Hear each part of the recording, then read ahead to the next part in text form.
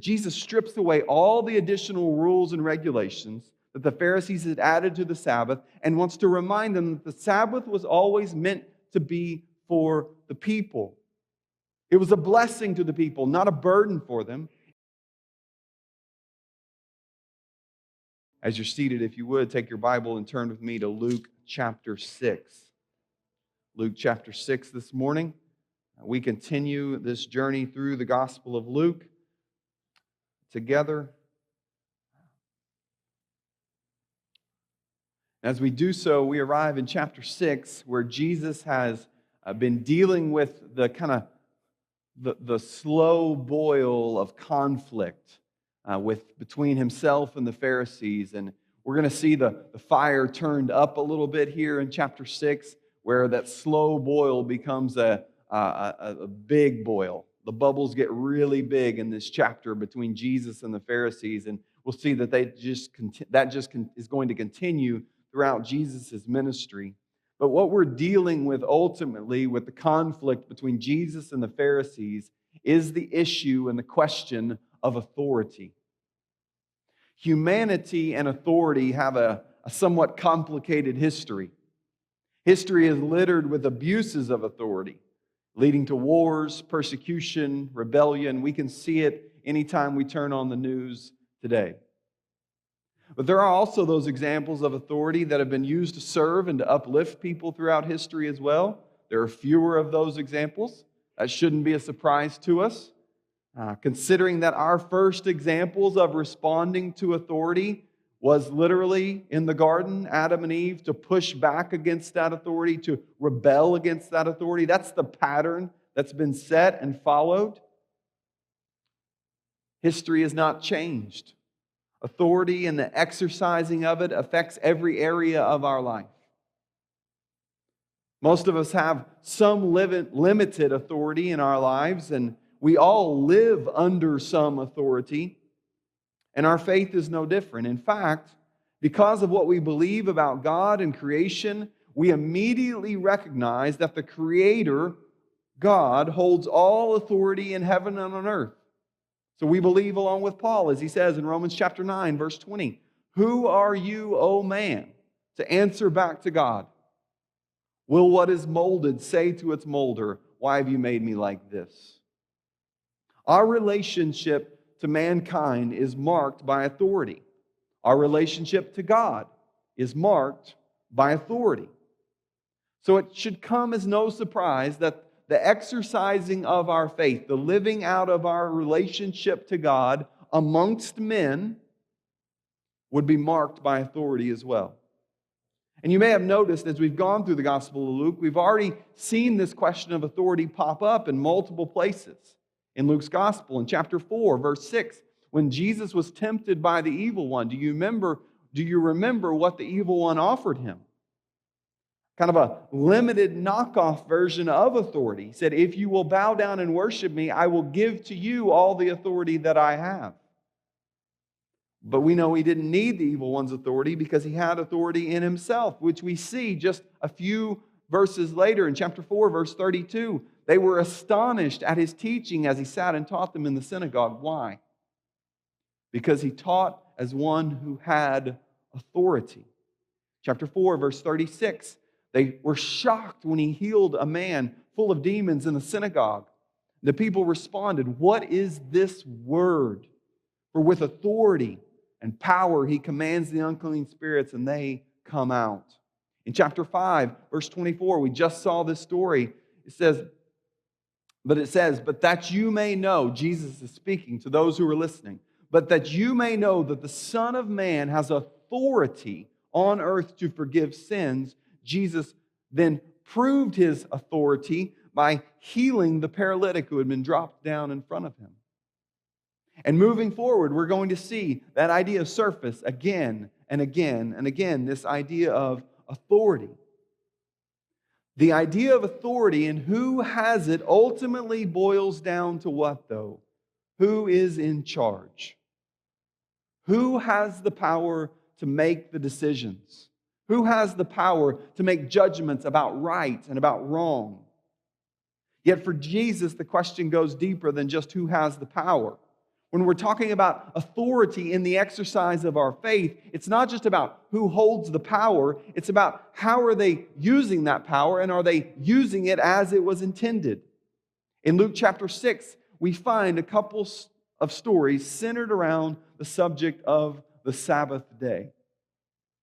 Now, the Sabbath was established by God initially as a command to rest in the Ten Commandments. All the way back in the Ten Commandments, they're given the command to rest. It was to model the way that God had rested after the 6 days of creation. Now, where Sabbath regulations really took off, though, was under the power of, you guessed it, the Pharisees. Now, God had given some further stipulations as the law had been written out, but really the Pharisees took the Sabbath regulations and turned them up to like 110. Because you remember, the Pharisees, they didn't want to just keep you from breaking the law. They wanted to keep you from even getting close to breaking the law. So they would build those fences around the law to keep you from even getting to it. So what they did was they began to lay out all of these stipulations about what it meant to break the law on the Sabbath. So the Sabbath said, don't work, just rest. So for the people of God, it was always supposed to be go, go, go, not 24/7, but just 24/6. By the way, in a really busy world in which we live, we pride ourselves on being really busy at times. This probably would be a really good practice in your life. To remind yourself that God is in control, that He will supply your every need in Christ Jesus, that we can rest in Him and find rest in Him. 24/6 is probably enough. Find some time to rest. Find some time to take a Sabbath rest in Christ. The Pharisees, however, wanted to make sure that this happened. And so they made these rules that limited how far you could walk on the Sabbath day, what you could carry when you walked. Could you carry something from a private place to a public place? The answer to that was no, because that constituted work. They went so far as to, you could not light a fire. You could not bake bread. You had to do that the day before because that was considered work. You could not even spit in the dirt because that was too close to plowing a row, of making a furrow. So no spitting on the Sabbath either. You can't do that. Or if you did, I guess it couldn't be in the dirt. So, and it just got worse and worse, and the rules just expanded and expanded from there. So when we open chapter 6 of the Gospel of Luke, it should immediately set your mind in when you see in verse 1, on a Sabbath. In fact, 6 times in 11 verses, the Sabbath is going to be mentioned. When a writer repeats something like that, he is trying to get your attention. So let's read this text and watch for all the places that the Sabbath is going to pop up.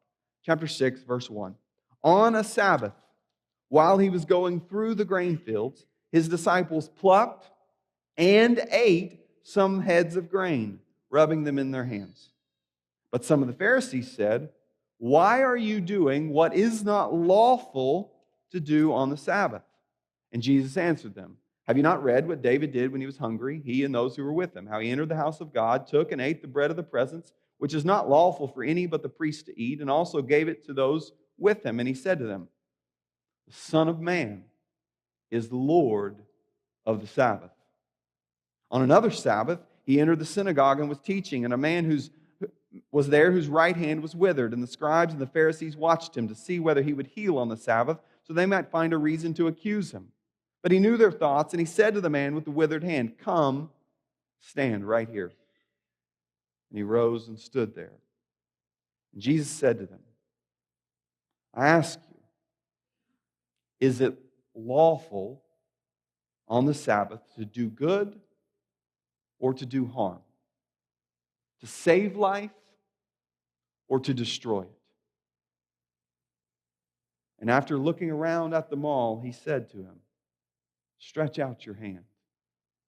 And he did so, and his hand was restored. But they were filled with fury and began to discuss with one another what they might do to Jesus. So in these verses, we find ourselves with 2 stories. Let's look at the first one. Verse 1 seems innocent enough, doesn't it? God had even established laws about this very practice. In fact, Leviticus 23, Deuteronomy 24, and Ruth chapter 2, if you remember, God had set up a system where they were not supposed to glean all the way to the edges of their field. So they weren't supposed to take everything. They were supposed to leave some of their harvest for those who were poor in the nation. And those who were poor in the nation could come through and pick the grains so that they could have something to eat. It was their, in a sense, almost a welfare system of how God was caring for His people and how the people could care for one another. So it was this practice reserved for the poor so they could eat. And without those three English words at the beginning of verse 1, not a thing would have ever been said about this practice. But looming over this practice is that phrase, on a Sabbath. And you couple that with verse 2 then. Some of the Pharisees said, "We saw what you did. You've broken the Sabbath law as it pertains to work. You can't do that on a Sabbath day." And what was the Sabbath law they broke? They would have accused them at this point of both harvesting and reaping and preparing food, because they went like, but I shouldn't do this, but they popped one of these off, rub it in their hands, and popped it in their mouth, just to have something to eat as they're walking through this field. That was work. And for that, the Pharisees accuse them and say, "You have done what is," notice this phrase, "is not lawful." The Pharisees had made a determination about what was right and what was wrong on the Sabbath day. And they said, that is wrong. Now, just think about this for a second. How did the Pharisees know? Do you ever think about that? How did they know that Jesus did this? They had to have had someone watching Jesus while He was walking through the field. There's no other way that they would have known. They had to have somebody either tell them, or they had spies out watching Jesus, which in its own way would have been work, would it not have? The irony shouldn't be lost on you here, that the Pharisees were doing the very thing that they're accusing Jesus of doing. At this point, they had begun to show opposition to Jesus, but now it seems as though they're tracking His every move. And like I said, that seems to constitute some work on their part. But you never really want to let your own rules get in the way of a perfectly good gotcha moment. You just kind of bypass those and you keep going.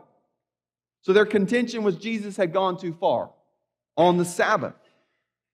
They should have made the proper preparations like everyone else, and not be reaping and harvesting on a Sabbath day. And you would guess correctly, that Jesus might have a response. You might not have picked out where Jesus would respond from, though, because Jesus goes to 1 Samuel chapter 21 and tells a story. And it's a story of David, and it really doesn't seem to make a lot of sense in relationship to what's going on. If you remember the story of David in 1 Samuel 21, he is fleeing from Saul. This is while Saul is chasing after David, trying to kill David, and he comes to the house of God where Ahimelech was the priest at the town of Nob. And as they arrive there, they're starving, and they go into Ahimelech and they say, "Do you have anything to eat?" And he said, all I got is the bread of the presence. And the bread of the presence is what God had prescribed to be set before him as an offering. And David says, "Give me that. I'm starving." And David takes the bread of the presence that's only supposed to be eaten by the priest, and he eats it and he gives it to those people next to him. And Jesus pleads to that story to explain or to help us understand why he did what he did, or why it was okay that he did what he did. Now, they might have, and we do as well, have some questions here. How does this story help us understand what Jesus was doing and why it was okay? Generally, there's three interpretations given here.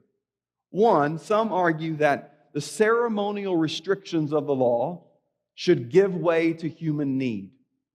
That when the need is great, when somebody is in pain, and there's precedent for this. Jesus told his followers and those who were around him, which one of you, who your child was not in a problem or your ox was in a ditch, wouldn't help them? There were stipulations on the Sabbath day for those who were in need to work, to do what would qualify as work. The problem here is that Luke doesn't really tell us anything of Jesus' need.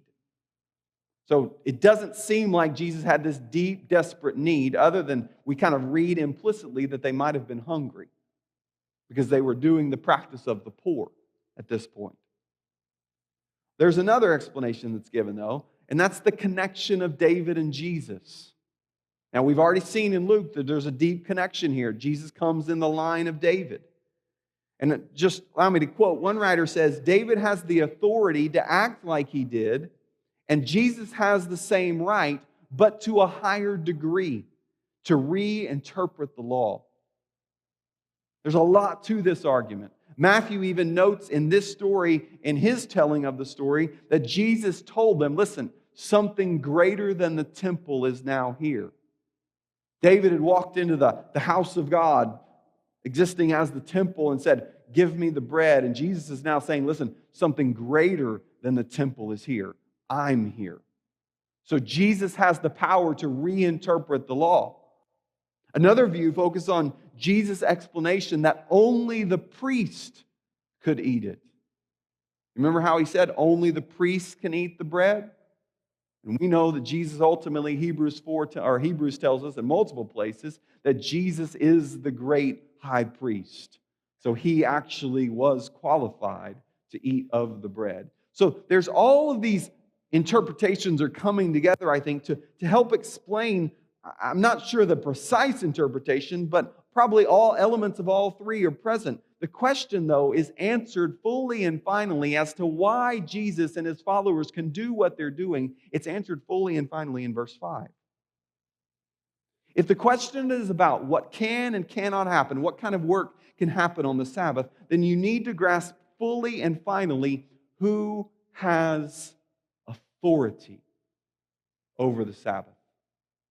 And the answer to that question is Jesus, which is why verse 5 is there. He is Lord of the Sabbath. Jesus strips away all the additional rules and regulations that the Pharisees had added to the Sabbath and wants to remind them that the Sabbath was always meant to be for the people. It was a blessing to the people, not a burden for them. It was meant to meet a basic human need, not add more worry.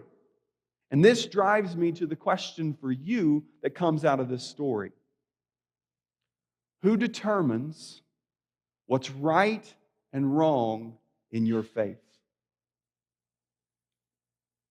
Who determines what is lawful and what is unlawful, what is good and pleasing in the sight of God, and what is sinful in the sight of God?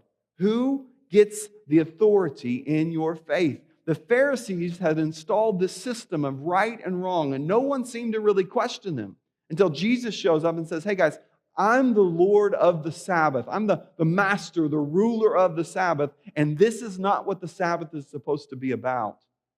In the daily practices of your life of faith, who determines what is right and what is wrong? Who has the authority? There's really three options that I see at work in us today. One is others. Other people have the authority. Now, this could be modern-day Pharisees. It could be non-religious people out in the world who want to articulate how our faith should be practiced. This is what a Christian should be doing. Have you ever heard, aren't Christians just supposed to love people? That's what this is. That's what they're doing here. They're articulating what is right and what is wrong for a Christianity, for our faith, for the exercise of our faith. You can have people go one way of overly liberal or overly strict, or you can have people that try to drift back and forth between the two. But other people will have a say in how you should exercise your faith. I'm not saying you should accept that or receive that. In fact, I say you should reject it. But people will have something to say about it, whether you ask for it or not often. Another place about who will determine what's right and wrong in your faith would be ourselves. There's a lot of us walking around this world that think that we get to determine still what's right and wrong. And that comes naturally to us. We wear it as the sin of Adam. He determined this was right, this was wrong. I can do this, I can't do this. And he made a decision, he made a choice, and we all walk in that same way every single day in the exercise of our faith. Who has the authority? Do others?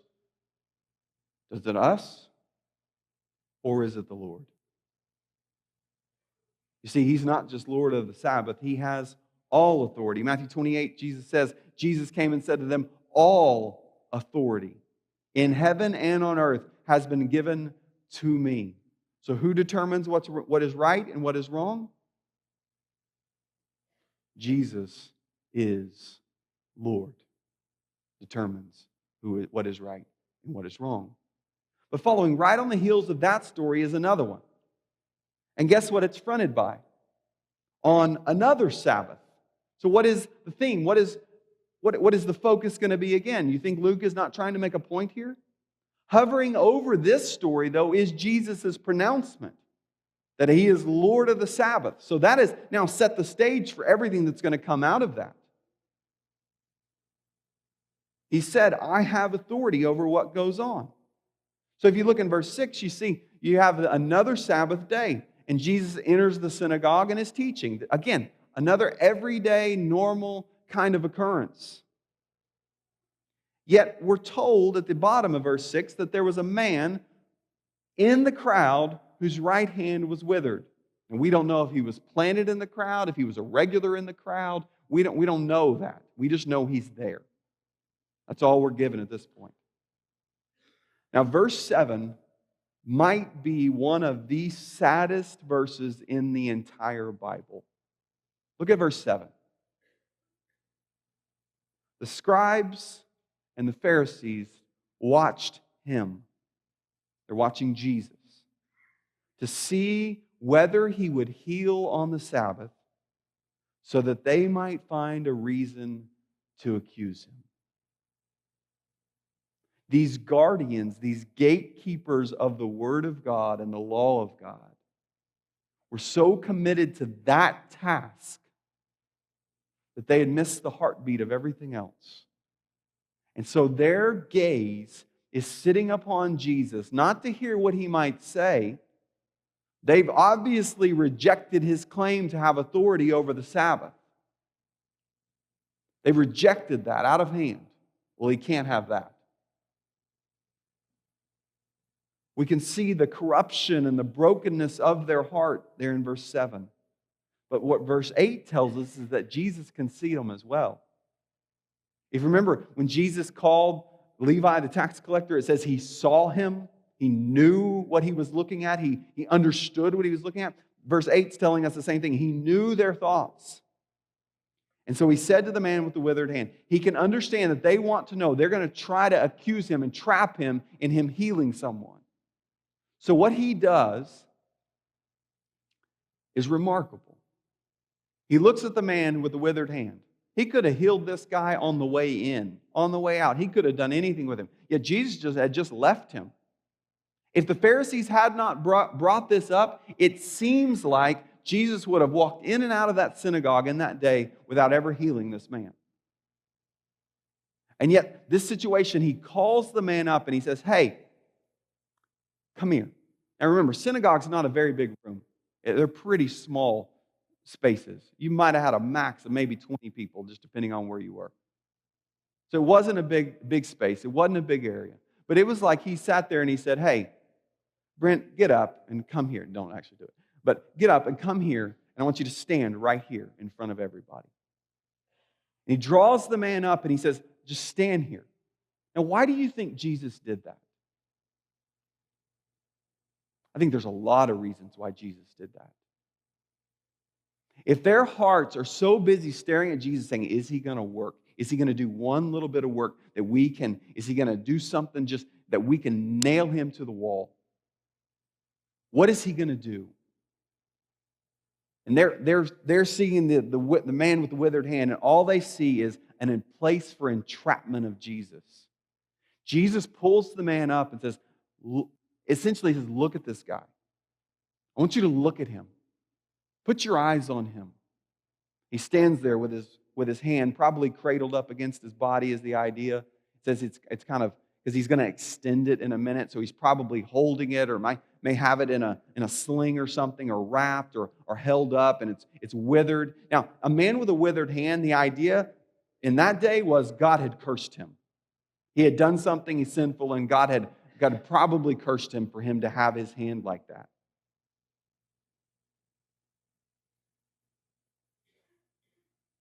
This guy, he wasn't seeking healing. He was just listening to Jesus teach.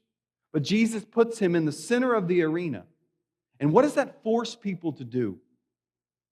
It forces people to look at him and to see him as a person, as someone in need of help. He's not just an object to entrap Jesus. He's a man. He's a man who needs help. Here's the question, verse 9. It's the punchline. Here, Jesus exposes hearts. Everyone knew the answer to the question. You could not deny the answer to this question. They had provisions for this question in their own law. And it was as simple as seeing the man stand there. Is it lawful? Remember, they had accused him of not being lawful in the previous story. And so he asked, is it lawful to do good or to do harm? It's not really a question that needs answering, is it? Everybody knew the answer to that question. The law clearly stated the answer to that question. Is it lawful to save life or to destroy it? They had provisions for saving life. Like midwives are some of the only people who could work on the Sabbath. Why? Because they were saving, in effect, bringing life into the world. So they could work on the Sabbath, but they were some of the only ones. Because why? Because it was lawful to save life on the Sabbath, to do good on the Sabbath. So Jesus puts the man in front of them, the man that they're trying to use to entrap Jesus, to do evil, and he says, just stare at him. Later in Luke's gospel, a fascinating occurrence happens. This exact scenario unfolds again, just different disease. Luke chapter 14, one Sabbath he went to dine at the house of the ruler of the Pharisees, and they were watching him carefully. Sound familiar? Behold, there was a man before him who had dropsy. And Jesus responded to the lawyers and the Pharisees, saying, is it lawful to heal on the Sabbath or not? Apparently they had not learned. But they remained silent. Then he took him and he healed him and sent him away. And he said to them, which of you, having a son or an ox that has fallen into a well on a Sabbath day, will not immediately pull him out? And they could not reply to these things. They could not reply to Jesus' answer. Why? Because he had exposed their hearts. The brokenness of their heart had been exposed. And then in verse 10, just to rub it in, he does no actual work. Do you notice that? In chapter 14, it says he took the man and he healed him. But in chapter 10, it says he doesn't do any work. All he does is he looks at the guy and says, hey, stick your arm out. Now, the guy could have thought maybe just to show everybody, but as he extends his arm, what happens? In that moment, God heals him. No work has been done. There is no accusation to make. The corruption of their hearts has been exposed. But verse 11 tells us that the lines have been drawn. And it presents another question for us. Who controls the heart of your faith? Not just what is right and what is wrong and what you should do, but who controls the heartbeat of your faith? Authority is not about what is just right and wrong, and should we do it or should we not do it, but it's about how we feel and how we behave and how we act as we do the right and wrong. How should we feel towards people, about injustice, about grace? Who controls the heart? And the same three options shows themselves again. Do other people control our hearts? Tell us what is right and wrong and how we should feel? Do we control that? Do we dictate in our lives and souls who is worthy of healing, who is not worthy of healing, who is worthy of receiving grace, and who is not worthy of receiving grace? Or does the Lord get control in that space as well? Listen, the idea that Jesus is Lord of the Sabbath is about much more than a day of the week. The question that really looms before us all is not about the Sabbath, it's about authority. The question is really not, is Jesus Lord of the Sabbath? The question over your life and over my life, is Jesus Lord of all? That's the question we must answer. That's the question we must face. That's the question I pray you would say yes to.